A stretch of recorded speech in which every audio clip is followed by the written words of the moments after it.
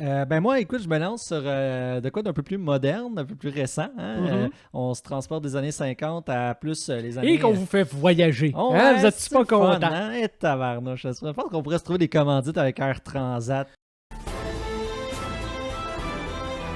Moi, je crois que les films ont toujours inspiration de la réalité, et pas le contraire.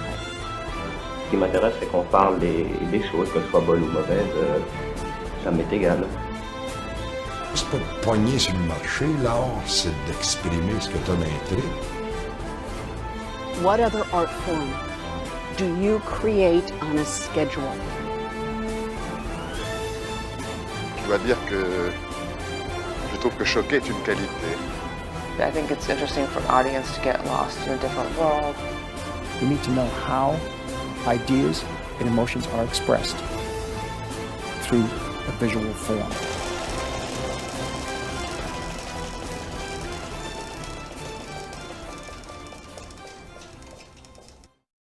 Salut tout le monde, bienvenue au Panoramique Podcast. Salut mon cher Félix. Salut Amir. Ça va bien mon cher? Oui, très bien. Merveilleux. Et toi? Ben ça va super, merci.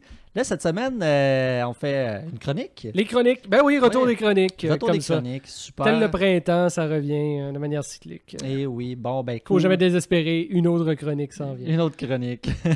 On aime ça les chroniques, nous autres. Bon, là, cette semaine, moi, je commence. Ben, je vais te laisser commencer, mais je commence à dire qu'est-ce qu'on va faire. Okay. Moi, j'ai un plan cette semaine. J'ai un plan de la semaine. J'ai choisi... En fait, c'est un plan de la semaine un peu particulier au sens où c'est pas un plan à décortiquer en long et en large ou quoi que ce soit. C'est pas un plan qui me fascine dans un film qui me fascine, mais c'est un film que j'aime. Puis je l'ai pris pour l'actrice que je vais parler tantôt après ta chronique. Je vais parler de Scarlett Johansson.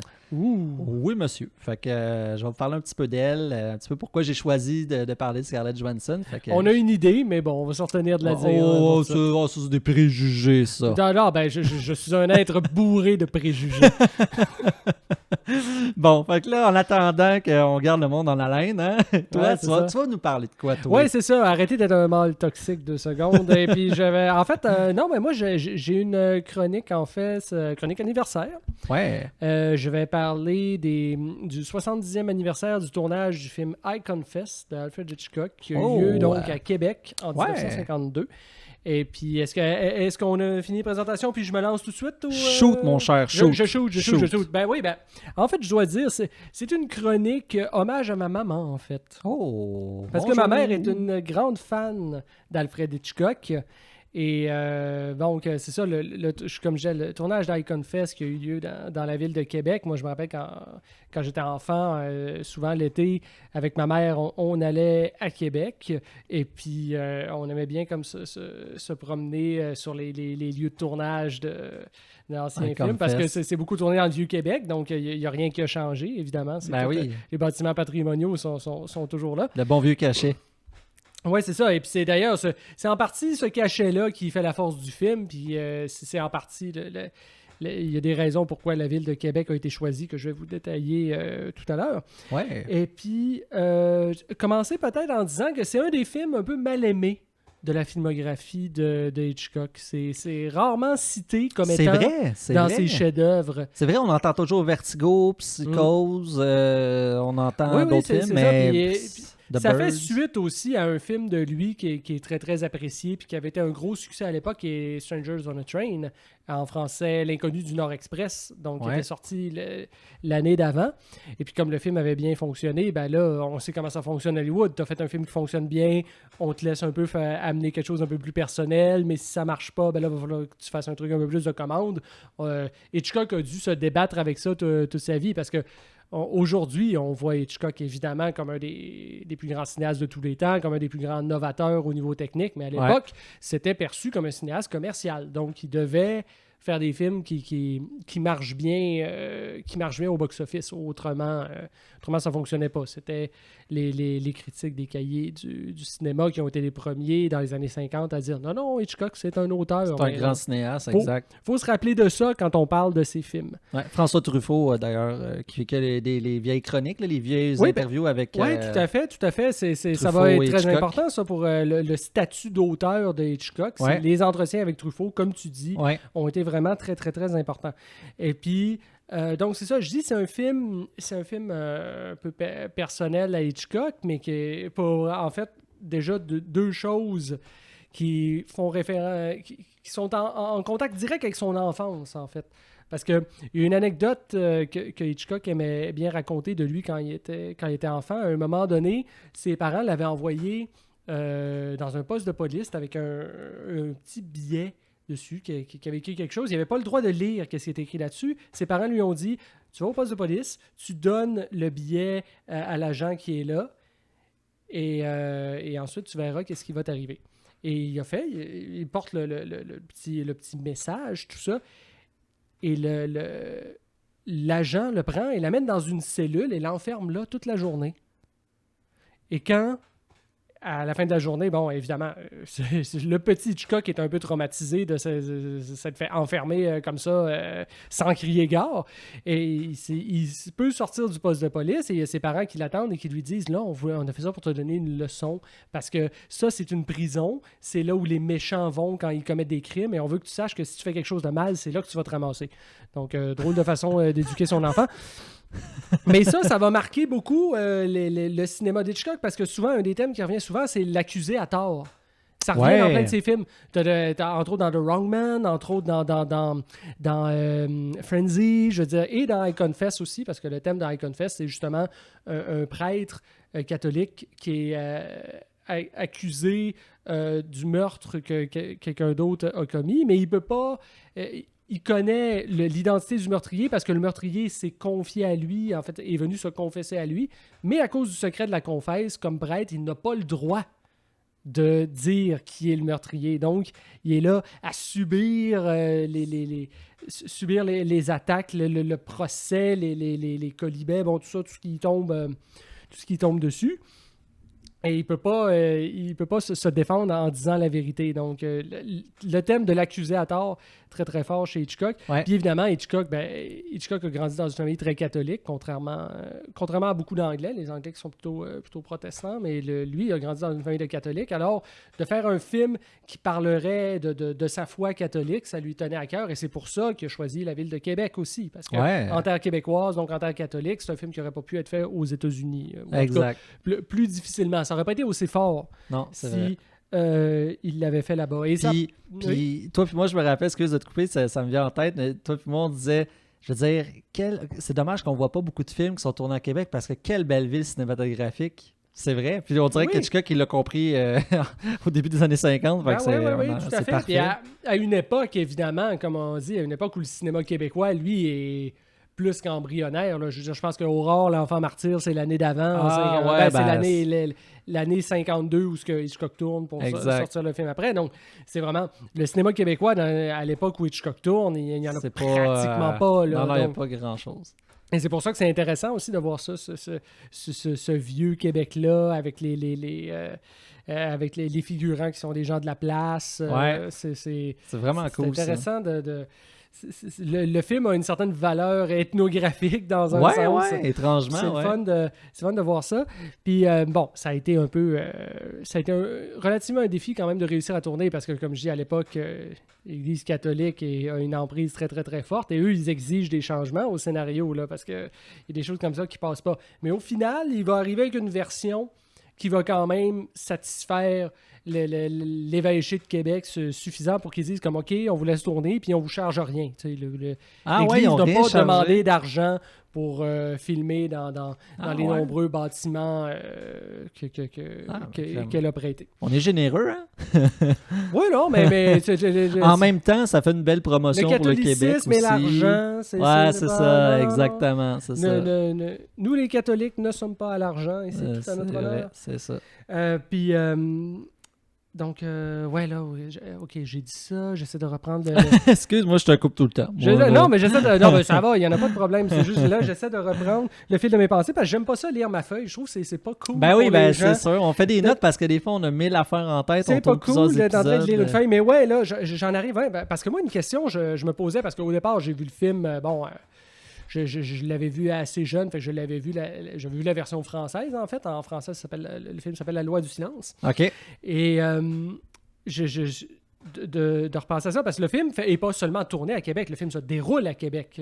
Dans l'action, c'est dit, nous sommes à Québec, et ça donne un truc assez bizarre où tu as comme des personnages qui ont des noms français, d'autres qui ont des noms anglais, mais en tout cas, bon, mais moi, je me posais la question, j'étais curieux de voir la version originale, parce que je me disais comment ils deal justement avec le caractère français de la ville de Québec. Est-ce que c'est présent d'une manière ou d'une autre? Et puis, dans les entretiens qu'on parlait tantôt avec François Truffaut, j'avais trouvé un passage où Hitchcock disait que justement, lui, c'est un côté qui l'énerve du cinéma hollywoodien, le fait que tout se passe tout le temps en anglais, même quand on est ailleurs, même quand on est dans un pays non anglophone. Mais malheureusement, c'est les studios qui imposent ça. Donc lui, pas le choix de composer un petit peu avec ça.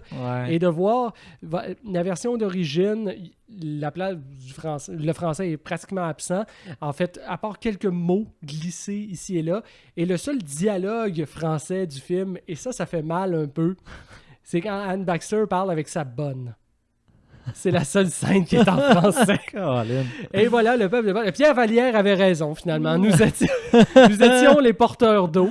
Et c'est comme ça qu'on est dépeint dans le film. Pourtant, il y a quelques acteurs québécois, entre autres Émile Pelletier qui est là. Émile Pelletier qui est un acteur très connu dans les séries de Radio-Canada des années 50, qui va se retrouver par la suite à jouer dans Jésus de Montréal. Puis en tout cas, il y aura une très longue carrière. Oui, c'est lui qui joue le curé dans Jésus de Montréal. Et puis, il y a un très petit rôle dans le film, mais c'est un rôle assez savoureux parce qu'il fait le prêtre qui se déplace tout le temps avec sa bicyclette, puis qui amène tout le temps sa bicyclette partout, puis que son supérieur est vraiment écœuré de comme il traîne ça. Bref, personnage très bref, mais assez rigolo.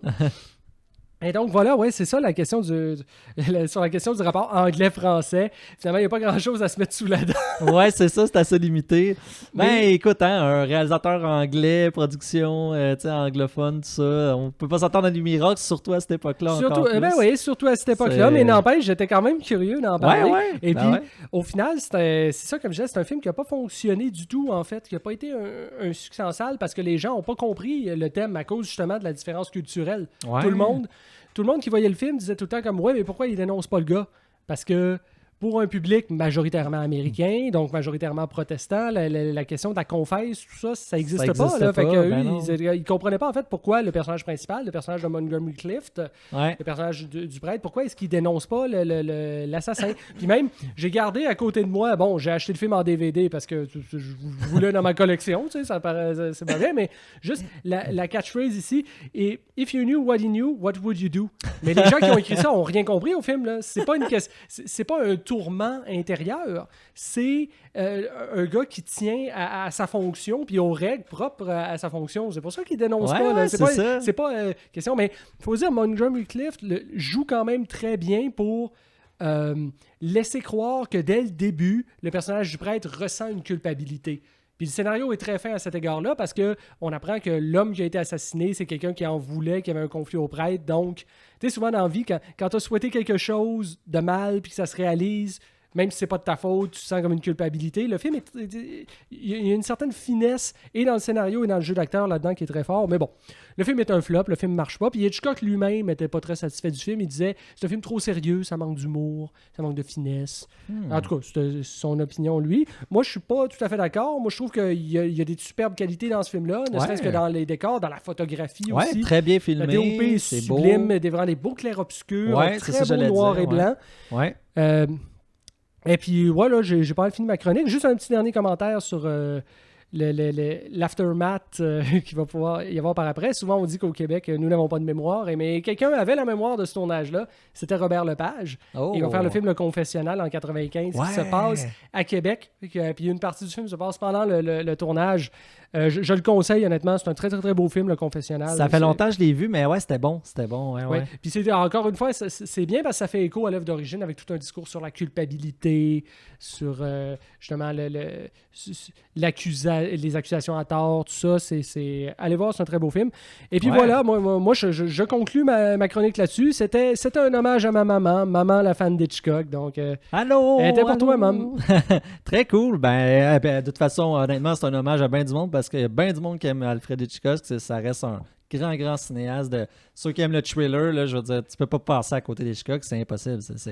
C'est trop gros, là. Fait que, mais bref, très cool. Puis, ben moi, écoute, je me lance sur de quoi d'un peu plus moderne, un peu plus récent. Hein? On se transporte des années 50 à plus les années... Et qu'on vous fait voyager. Oh, hein? Vous êtes pas content. Hein? Et tabarnouche. Je pense qu'on pourrait se trouver des commandites avec Air Transat. Puis, ben ouais, là, je veux dire, puis en plus, bon, je veux dire, vous sortez pas de chez vous. Fait que, hein? Ben ouais, tu sais, en tout cas, ça s'écouterait bien des podcasts dans un avion, là, puis, hein, tu sais, partir à l'aventure. Ça, mais moi, je forcerais les gens à l'écouter. En fait, tu le mets en surround dans l'avion, tu barres la porte, puis voilà, tu sais. Hey, tu sais, imagine des concours, je donne trop d'idées, là, il y a d'autres du monde qui vont le faire, mais tu sais, des concours avec des studios ailleurs dans le monde, puis les gens vont visiter des studios de cinéma ailleurs dans plein de pays. Bref, des beaux projets. Mais ça, il faut liker notre page pour ça. Ouais, exactement, ça va donner un peu de poids. Bon. Chronique de mon côté, j'ai choisi, comme je disais tantôt, un plan de la semaine, mais tout simplement, c'est un prétexte, en fait, le plan de la semaine, pour parler d'une actrice que je déteste pas, que j'aime bien, que je trouve intéressante, puis j'avais le goût d'en parler. La belle et solidement magnifique Scarlett Johansson, hein, sûrement le plus grand fantasme cinématographique c'est une des plus belles actrices de tous les hommes de et sa génération. De là. Ben oui, c'est clairement, je pense qu'on est tous, on a tous un petit sourire en coin quand on voit une image d'elle, tu sais. Elle s'est charmée jeune aussi, parce que on m'avait fait remarquer il n'y a pas longtemps qu'elle avait 18 ans quand elle avait tourné Lost in Translation. Ouais, elle était jeune. Ouais. Elle avait vraiment 18. Ouais, elle est née en 86, ma mémoire est bonne. Fait que, puis Lost in Translation, c'est genre, je me rappelle, 2007, je pense. Fait que, c'est avant ça, je pense. Ouais, ouais, 2000... c'est avant ça. Moi, je pense que c'est milieu 2000, clairement. En tout cas, bon, bref. 2003, ouais, t'as peut-être raison, 2003. Ouais. Mais oui, ça, elle était assez jeune, à peine 20 ans. Puis, en fait, ce que j'aime en fait de Scarlett Johansson, c'est que je trouve ça intéressant parce que, mis à part que c'est une grande star hollywoodienne, que ça marche ses affaires, puis que elle a beaucoup d'argent, beaucoup de fame et tout, moi, c'est pas pour ça que je voulais en parler. Moi, c'est parce que je trouvais ça intéressant parce que c'est une actrice qui se diversifie beaucoup dans le cinéma. C'est quelqu'un qui, en fait, juste pour faire la petite histoire, on est dans les années 80, dans les années 90, ça commence assez jeune. Grand intérêt pour la danse, grand intérêt pour le chant aussi. Elle fait de la musique encore aujourd'hui. Je pense qu'elle a déjà 2 albums en carrière solo. Et puis, c'est quelqu'un qui s'intéresse à l'acting, évidemment, va faire ses études en théâtre. Elle vient de New York, là. Elle vient de New York de parents. Son père est d'origine danoise et sa mère est d'origine polonaise. Donc, d'où le nom Johansson aussi. Puis, c'est... Donc, dans les années 90, elle va foncer là-dedans. Elle fait ce qu'elle aime. C'est vraiment une petite fille qui aime se présenter devant sa famille, faire des petits sketchs, faire des... Tu sais, elle avait l'instinct créatif déjà en partant. Puis, ben là, arrive justement les premiers balbutiements du cinéma au début des années 2000. Et là, sa carrière va juste que grossir à force de faire des rôles et tout ça, puis devenir ce qu'elle est aujourd'hui. Mais ce que je trouve vraiment fascinant, en fait, avec Scarlett Johansson, c'est que quand tu regardes sa filmographie, qui commence à être assez grosse parce que justement, elle est prisée, elle est demandée partout, mais dans le cinéma qu'elle fait, elle touche à beaucoup de choses. C'est-à-dire, déjà, il y a plusieurs catégories dans lesquelles on peut la placer, même si, bon, étiqueter quelqu'un, c'est pas la chose qui est le fun, mais dans le sens, pour un acteur, c'est comme un peu différent parce que tu dis, bon, c'est le fun de voir la diversité chez un acteur puis de voir dans quel genre de film il peut jouer. C'est pas quelqu'un qui peut camper toujours les mêmes personnages. C'est quelqu'un qui campe différents personnages en différents styles, différentes approches, différents budgets, différents ci, différents ça. Puis ça, c'est de quoi que j'aime chez elle. Je pense pas que c'est quelqu'un que parce qu'elle est connue ou peu importe, c'est sûr qu'elle fait des grosses affaires, je veux dire, c'est normal, mais elle est capable d'accepter, je pense, certains projets qui lui tiennent à cœur. Puis, c'est qu'elle a eu la chance d'être repérée très vite par des auteurs. En fait, on a parlé de Lost in Translation de Sofia Coppola, puis par la suite, ben, c'est les films qu'elle fait avec Woody Allen. Donc ça. Comme pour un interprète, ça te met sur la map assez vite. Là. Ben oui. Donc, justement, tu devances mes propos. C'est ça que j'allais dire. Je dis, autant elle peut jouer dans un film de, justement, un peu, dramatique, whatever, indépendant, film indépendant en fait, avec Sofia Coppola, donc début des années 2000. Elle arrive ensuite, après ça, comme tu dis, Woody Allen, Vicky Cristina Barcelona, par exemple. Et oui, et avant ça, Match Point. Match Point aussi, oui, qui sont des comédies dramatiques, telles que Woody Allen les fait. Ensuite, tu peux penser à des films d'action blockbuster du genre Lucie, de Luc Besson, 2014. Et puis ensuite, tu penses justement aux grands films, justement les gros blockbusters giga énormes, ce que tu voudras, les films de super-héros, les Avengers. Fait que tu passes d'un film indépendant à drame, comédie-drame, à film d'action blockbuster, à film de super-héros. Je veux dire, c'est 4 catégories complètement différentes. Puis là-dedans, je parle même pas de certains films indépendants ou de genre. Un film que j'aime vraiment beaucoup, c'est Under the Skin. Under the Skin qui sort, je pense, en 2013, qui est un film vraiment incroyable que d'ailleurs, je veux revoir. Là, que j'ai pas eu le temps. Je voulais me le retaper cette semaine. J'ai vraiment pas eu l'occasion. Là, mais ce film-là, j'avais vraiment aimé sa performance puis le film en soi. Puis aussi... c'est le fait que, le plan, je vais vous le mettre ici, parler un petit peu pour la voir visuellement, parce que c'est le fun de voir Scarlett Johansson. Ben oui, non, ce serait un peu triste quand même. Non, c'est ça. Aussi parler d'elle, c'est bien beau, mais voir nos deux tronches en même temps, c'est ça. C'est turn off. Là, on va, gars, pêchons tous ensemble. Fait que là, voici le plan. Fait que là, ça, c'est un plan que j'ai pris du film Dungeon. Hey, un film qui est passé totalement dans le beurre, ça, Dungeon. Ouais. Premier film de Joseph Gordon-Levitt comme réalisateur, puis il joue dedans aussi, mais c'est un petit film vraiment charmant, ça. C'est comme personne n'a vu ça. Non, écoute, je sais pas, je sais pas pourquoi, mais pourtant, c'est un film bien intéressant. Puis, excusez, je regarde mes notes, c'est juste pour, je veux vous dire la date. Non, c'est ça, mais pendant que tu cherches, moi, je peux juste raconter l'histoire un petit 2003, Lost in Translation, excusez-moi, je voulais juste confirmer. Mais oui, vas-y, raconte l'histoire, vas-y. Ah oui, non, mais c'est juste brièvement, dans le fond, Joseph Gordon-Levitt, il joue le rôle d'un player, d'un gars qui est un Italo-Américain, qui est séducteur en série, mais qui a comme la particularité d'être accro à la pornographie. Donc, peu importe avec combien de filles il couche, il ressent toujours le besoin d'aller regarder de la porn à côté en parallèle. Et puis, dans le fond, le film n'a pas tellement d'histoire, mais c'est juste lui qui essaie les rencontres qu'il fait, puis comment il essaie finalement de s'améliorer comme individu, en fait. C'est un genre de quête initiatique, mais pas faite sur un mode un peu grivois. Oui, c'est ça, ouais. Non, en tout cas, j'aime bien ce film-là. Puis Scarlett Johansson, elle incarne, là, quand je vous remets le plan, on la voit dans un bar, c'est juste avant les premières minutes qu'elle rencontre le personnage de Joseph Gordon-Levitt, justement. Puis bon, coup de foudre, les deux, tout ça. Mais là, tu sais, tu la vois comment elle est habillée, tu sais, la belle fille blonde parfaite, le corps parfait, puis tu sais, la robe rouge, les lèvres pulpeuses. Tu vois que c'est vraiment une belle femme.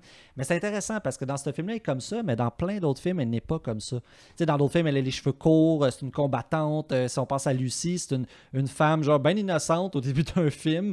Puis malgré elle se fait traîner dans une affaire complètement twistée de genre...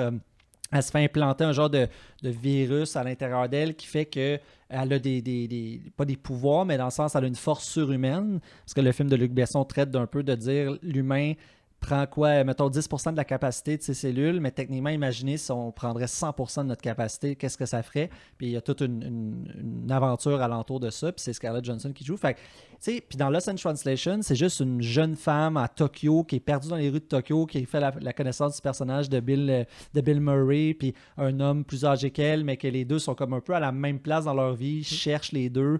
Oui, parce que pour quelqu'un qui est un sexe symbole, elle a quand même un physique assez passe-partout, finalement. Hein. Elle est capable de jouer comme vraiment différents films. Écoute, un de ses premiers films, je pense, c'était la jeune fille à la perle, là, qui était inspirée du tableau de Vermeer. Puis c'était Colin Firth qui jouait avec qui elle jouait là-dedans. Puis je veux dire, de la façon qu'elle est arrangée dans le film, je veux dire, tu peux pas soupçonner la top modèle là-dedans. Là. Non, c'est ça. Fait que c'est pour ça que j'aime ça, parce que oui, elle pourrait jouer toujours le même genre de rôle tout le temps, belle femme parfaite tout le temps, mais non, c'est pas ça qu'elle fait dans les films. Elle est vraiment capable de jouer différent.